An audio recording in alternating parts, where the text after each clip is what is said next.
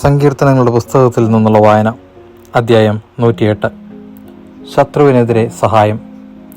എൻ്റെ ഹൃദയം ഒരുങ്ങിയിരിക്കുന്നു, ദൈവമേ, എൻ്റെ ഹൃദയം ഒരുങ്ങിയിരിക്കുന്നു.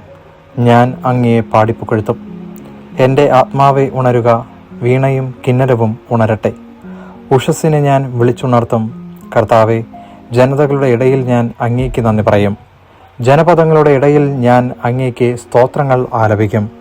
അങ്ങയുടെ കാരുണ്യം ആകാശത്തേക്കാൾ ഉന്നതമാണ്. അങ്ങയുടെ വിശ്വസ്തത മേഘങ്ങളോളം എത്തുന്നു. ദൈവമേ, ആകാശത്തിനുമേൽ അങ്ങ് ഉയർന്നു നിൽക്കണമേ. അങ്ങയുടെ മഹത്വം ഭൂമിയിലെങ്ങും വ്യാപിക്കട്ടെ. അങ്ങ് സ്നേഹിക്കുന്നവർ മോചിതരാകട്ടെ.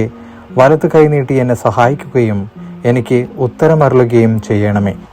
ദൈവം തൻ്റെ വിശുദ്ധ മന്ദിരത്തിൽ വെച്ച് വാഗ്ദാനം ചെയ്തു, ജയഘോഷത്തോടെ ഞാൻ ഷെക്കെമിനെ വിഭജിക്കും. സുക്കോത്ത് താഴ്വരയെ അളന്നു തിരിക്കും. ഗലയാദ് എനിക്കുള്ളതാണ്, മനാസയും എൻ്റേതാണ്.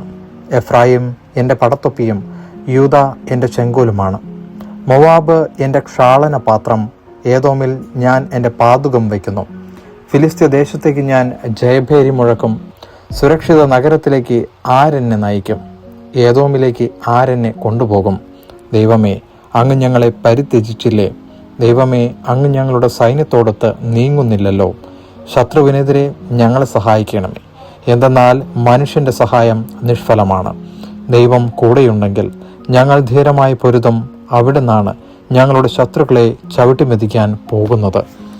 ദൈവവചനമാണ് നാം കേട്ടത്.